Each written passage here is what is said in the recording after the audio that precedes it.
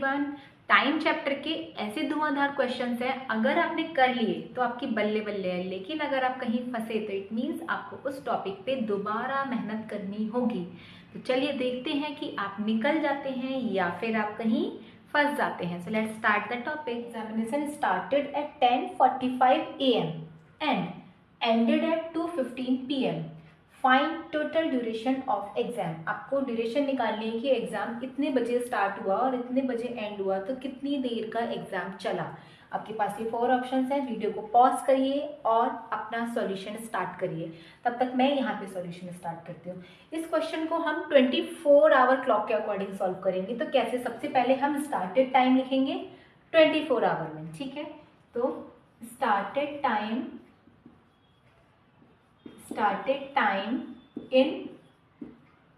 in 24 hour clock. तो 24 के according starting time हमारा, क्योंकि ये AM है तो चेंज नहीं होगा, सेम रहेगा, ठीक है। Now next ended. अब एंडेड टाइम को हम सेम 24 आवर में लिखेंगे, 24 HR में। तो ये है 2:15। अब आपको पता है कि 2:15 PM है तो इसको चेंज करेंगे, यानी कि 2 हमारे 24 क्लॉक के अकॉर्डिंग 14 पे होता है ना। तो इट मीन्स कि यहाँ पे 14, 15 HR होगा। अब आप बताइए, हमें ड्यूरेशन निकालनी है। तो ड्यूरेशन निकालने के लिए हम क्या करेंगे, जो एंड टाइम है उसमें से स्टार्ट टाइम को माइनस कर देंगे। कैसे, यहाँ पे लिखेंगे HR, यहाँ पे लिखेंगे हम मिनट, ठीक है। देन यहाँ पे लिखेंगे हम 14 एंड 15 एंड देन यहाँ पे 10 एंड देन 45। अब इसको हम कर देंगे माइनस।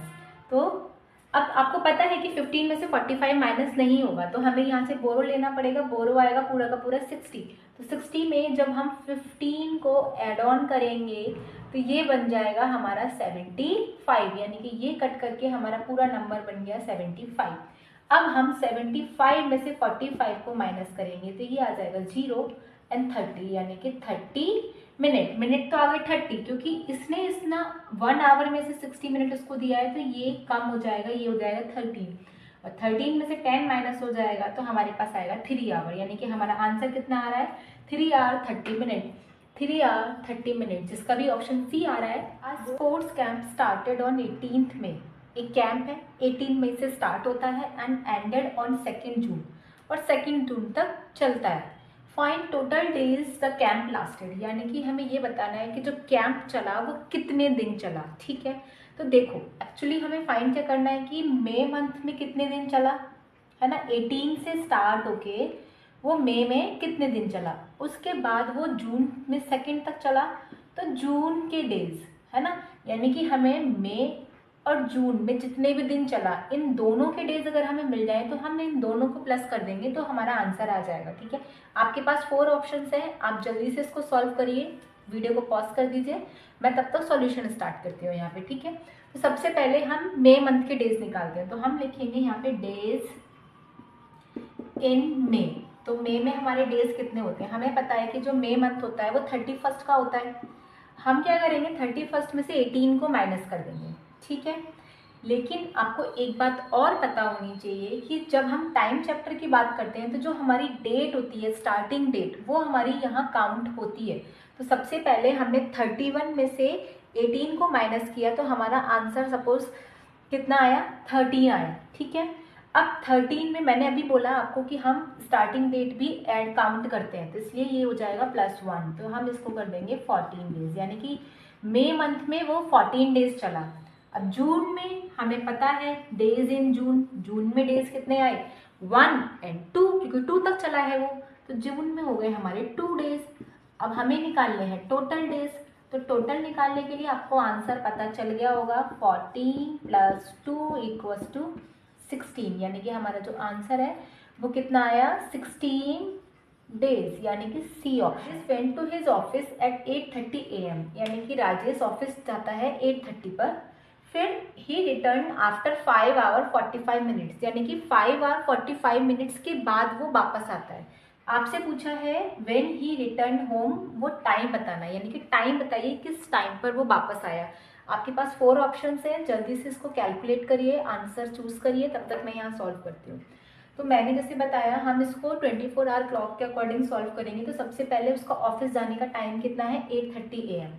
तो टाइम टू गोइंग ऑफिस का टाइम उसका कितना है हमारा 8:30 AM। और 8:30 AM को हमें किस में लिखना है, 8:30 AM को हमें 24 आवर्स में लिखना है। इन 24 आवर क्लॉक में लिखेंगे तो ये हो जाएगा 8:30 और ये बन जाएगा HR, राइट। अब ड्यूरेशन उसमें दे दिया कि इतनी देर बाद वो वापस आया। अब आप बताओ कि हम क्या करेंगे इसमें। कोई भी बंदा इतने बजे निकला और उसमें ये दे दिया कि ड्यूरेशन वो इतनी देर बाद वापस आया, तो हमें टाइम बताना है, तो हम उसमें ऐड करेंगे, ठीक है। तो यहाँ पे हम लिख देंगे HR, यहाँ पर लिख देंगे हम मिनट, और जो आपका टाइम है हम उसमें ड्यूरेशन को ऐड कर देंगे। ड्यूरेशन हमारा ये है, हमने इसमें ड्यूरेशन को ऐड कर दिया, ठीक है। अब इसको ऐड करिए, ये आ गया 5 एंड ये आ गया 7। अब आपको ये भी पता होना चाहिए कि 1 आवर 60 मिनट का होता है। जो मिनट होता है हमारा वो जनरली 60 का होता है, ठीक है। जब मिनट हमारा 60 का होता है यानी कि 60 से ज़्यादा की वैल्यू को होल्ड ही नहीं कर सकता। यहाँ पर आ रहा है 75, तो यानी कि यहाँ से 60 निकल के आवर के पास चले जाएंगे, ठीक है। तो हम क्या करेंगे, 75 में से 60 को करेंगे माइनस, तो हमने, ठीक है, तो ये आ जाएगा 5 एंड 7 में से 6 जाएगा तो 1, ये हो गया 15। अब इसने अपना यहाँ से 60 निकाल के किसको दिया, आवर को, तो ये बन गया 1, है ना। तो इस पे 1 आ जाएगा कैरी, और यहाँ पर जो हमारा आंसर है वो फाइनल आंसर, अब हमारा ये कितना बन गया, ये बन गया हमारा 15। और यहाँ पर 8, 1, 9 एंड 9 में जब हम 5 ऐड करेंगे तो ये हो जाएगा 14, 15। यहाँ पर ऑप्शन में नहीं है, तो हमें पता है कि जब हमारा 14 होता है तो क्लॉक में उस टाइम 2 हो रहा होता है, तो 2:15 PM हमारा बी आंसर यहाँ पे करेक्ट है। जिसका भी आंसर बी आया है एकदम सही। Started a course on 25 March, the duration of the course is 13 days. यानी कि एक कोर्स उसने 25 से स्टार्ट किया और वो 13 डेज तक चला है। Find the date on which the course end, तो 13 डेज के बाद कौन सी डेट को उसका कोर्स एंड हुआ है वो डेट आपको बतानी है। जल्दी से, आपके पास ऑप्शंस हैं, चूज करिए, ठीक है। तब तक मैं सॉल्व करती हूँ। तो देखो, सबसे पहले हमें ये पता है कि उसने डेट, कौन सी डेट को स्टार्ट किया है, 25 को स्टार्ट किया। अब इसमें 2 ही मंथ की बात होगी, एक तो मार्च की होगी और एक इसके साथ में अप्रैल की होगी, ठीक है। अब मार्च में उसने 25 से स्टार्ट किया, ठीक है, 25 से स्टार्ट किया। उसके बाद जो बचे हुए दिन है वो अप्रैल में काउंट होंगे, है ना। तो सेम हम यहाँ पे करेंगे, तो यहाँ पे भी हम सेम चीज़ लिखेंगे कि starting date, the course start, तो स्टार्टिंग डेट हमारी क्या है, स्टार्टिंग डेट है 25। अब वो भी क्या है, हमारी मार्च है। स्टार्टिंग डेट 25 मार्च है, ठीक है। अब मार्च में हमारे डेज कितने होते हैं, डेज इन मार्च में हमारे कितने डेज होते हैं आपको पता है, मार्च 31 का होता है। 25 को हम माइनस कर देंगे, तो हमने माइनस किया तो हमारा आंसर कितना आएगा, यहाँ पे 11 में से 5 जाएगा तो 6, ठीक है। अब मैंने आपको पहले ही बोला था कि हम उस डेट को भी काउंट करते हैं, तो यहाँ पे 6 में +1 भी करेंगे तो ये बन जाएगा 7। यानी कि मार्च में तो वो टोटल 7 डेज गई है, 7 डेज आए। अब अप्रैल में कितने डेज वो गई वो हमें पता होना चाहिए। तो सबसे पहले हम यहाँ पे रिमेनिंग डेज निकालेंगे टोटल ड्यूरेशन में से। ड्यूरेशन 13 डेज की है, तो सबसे पहले रिमेनिंग डेज हमें पता चल जाए कि अप्रैल के लिए दिन कितने बचे हैं, ठीक है। तो अप्रैल के लिए दिन पता करने के लिए 13 में से 7 को कर देंगे हम माइनस, तो ये कितना आ जाएगा, ये आ जाएगा आपका 6। अब हमारा अप्रैल मंथ हमारा स्टार्ट होता है 1 से, तो डेज इन अप्रैल में कितने आ गए, अप्रैल में डेज आ गए हमारे 1 से लेकर 6 तक स्टार्ट करेंगे तो 6 डेज, अप्रैल में डेज आ गए 6।